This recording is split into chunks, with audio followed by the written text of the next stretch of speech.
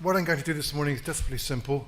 It's going to bring you up to speed for those of you who didn't wait up all night and didn't follow all 32 of the local authority counts. I'm just going to say a little bit about what those results actually revealed. So literally what I'm going to do is I'm going to look at the 32 local authority counts, bearing in mind there are very different sizes. I'm going to look at the census data, what we know about the social character of those areas, bearing in mind that we're just simply using a single indicator for Glasgow as a whole or Edinburgh as a whole, so it's very limited. And I'm also going to link what happened in the referendum to past election results, and primarily the 2014 European elections, which is the most recent set of elections that were conducted on the same boundaries as the counts were conducted. It's much more difficult to look at Holyrood or Westminster because the boundaries don't coincide. And essentially what I'm going to say is that those of you who followed the detail of the opinion polls during the referendum should not really have been surprised at virtually anything that happened on election night.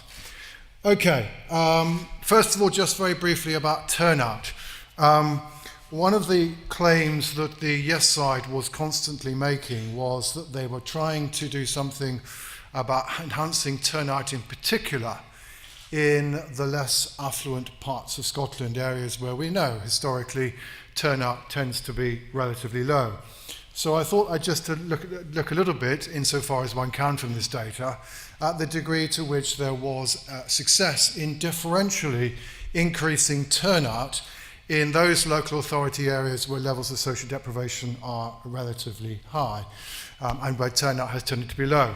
So what you see here, for example, is that in those places where the turnout in the European elections was relatively low, and virtually all these diagrams, I'm simply dividing the 32 local authorities into three more or less equally sized groups.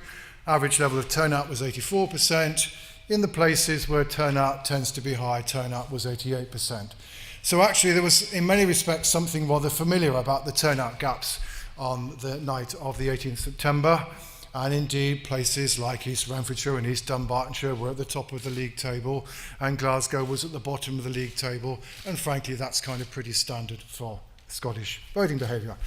That said, however, what you can also see is that at least the increase in turnout since May was a little bit lower in those places where turnout was already relatively high, though of course we're beginning to hit mathematical constraints here. But certainly the places with low turnouts in May were not necessarily particularly increasing their turnout in the referendum. So to that extent at least, I think one has to conclude that so far at least the evidence that the Yes side were particularly successful in raising turnout in those parts of Scotland which tended not to turn out was perhaps not as successful as they might have wanted. Let me now go on, however, to the differences in terms of yes and no support. One of the things the opinion polls told us was that older folk, or as I now like to put it, people who are older than me, are less keen on independence. And indeed, what we discover is that if we look at the proportion of people in each local authority area who were aged over 65, according to the 2011 census, the level of support for yes in those areas with a relatively low proportion is 47.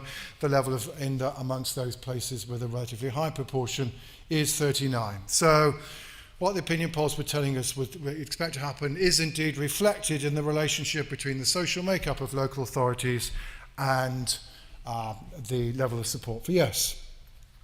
Second thing that the polls were telling us was that people who are in less affluent circumstances were more likely to vote yes. And indeed, this is again exactly what happened. This is taking, first of all, the percentage of people in professional and managerial occupations, and in those with a relatively low proportion, 50% of people on average voted yes. In those with high proportions, only 40% did so.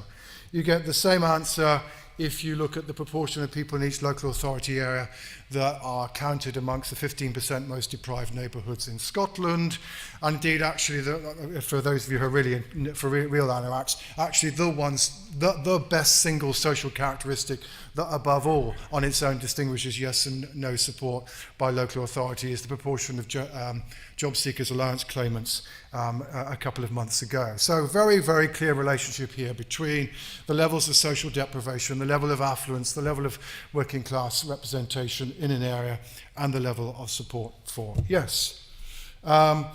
Third thing the polls told us is that folk from south of the border weren't quite so keen on the idea of independence, and folk from north of the border, and again this emerges very clearly in the overall results. Those places with a relatively low proportion of people who were born elsewhere in the United Kingdom, 48% support for yes, amongst those with a relatively high proportion at 39% support. And again, although the identity question in the census is not very good, it still picks up relative levels of affiliation to Scotland and Britain, and again those places with a relatively high proportion of people who in the census said they were British and nothing else, again the support for yes is relatively low. Now, some of this then has kind of raised quite a lot of fascination and interest, and Charlie's already referred to this as well. What does all this mean for the parties, and how does this relate to the pattern of party support? So, 2 points to make, which I think perhaps is one of the reasons as to why people got a little bit confused about what was going on. The level of support for yes is actually higher, both in places where the SNP did relatively well in May, and in places where Labour did relatively well in May. Both things are, holding other things equal, circumstances in which the yes side did relatively well. Actually, as you can see, if you really want to distinguish between the places with high yes and no support according to party affiliation, you actually have to look at Conservative support. Places with lots of Conservatives, surprise, surprise, are places which were relatively unlikely to vote yes. What you'll also notice, however, if you just focus on the blue bars, which relate to the SNP, is that places where the SNP vote was particularly high in May were not particularly more inclined to be yes than those places where there was a kind of average level of support for the SNP. So particularly high level support for the SNP did not necessarily translate in high support for yes. And why? Well, this indeed is kind of what most people have assessed, but I've just now put it on a graph. What I'm now doing is dividing Scotland's local authorities into A, the level of support for the SNP in 2014, and B, their class composition. And as you can see, if you just compare the two red bars, for example, the level of support for yes in those places where SNP support was relatively high in May, but are also relatively working class, relatively less well deprived in terms of their social composition, the level of support is clearly higher than it was in those places where the SNP support was high, but is a rather more middle class, more affluent composition.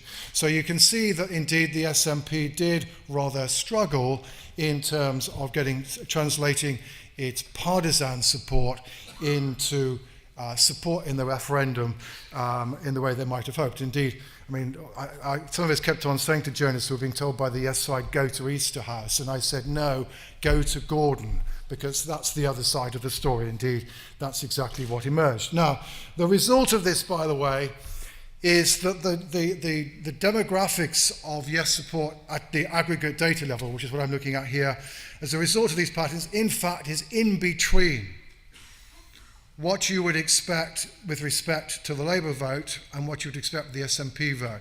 There's a little bit of a kind of failure to appreciate out there that actually even in the May European elections, SNP support tended to be a little bit higher in the places with relatively high deprivation than elsewhere in Scotland. So to that extent, at least, the SNP have already been fishing with a degree of some measure of relative success in areas that we tend to think of as Labour territory. On the other hand, as you can also see, the degree to which that's true has historically been much less true of the SNP of Labour. So you've got a 17-point gap between the level of Labour support in the most and the least affluent parts of Scotland in May 2014. In the case of the SNP, the gap is only 4 points. The yes vote is literally more or less in between the two. So you've got an 11-point gap between the level of support for yes in the places which are most deprived as compared with those who are least deprived. And to that extent, at least, the pattern, the geography of the yes vote, in a sense, it's more working class than you'd expect from the SNP, not as working class as you expect from Labour, but hey guys, we shouldn't really have been surprised that the yes side were fishing relatively well in what we think of as traditional Labour territory. Okay, so what do we make of all of that? Well, basically the yes side, I think, only made limited progress in increasing turnout in the more disengaged parts of Scotland. The geography of the yes vote reflected what the polls suggested should be the case. And in so doing, therefore, we got a rather sharper social divide than is evident in SNP support. Whether or not that will continue to be the case hereafter is doubtless one of the things that we wish to continue to discuss during the course of the morning.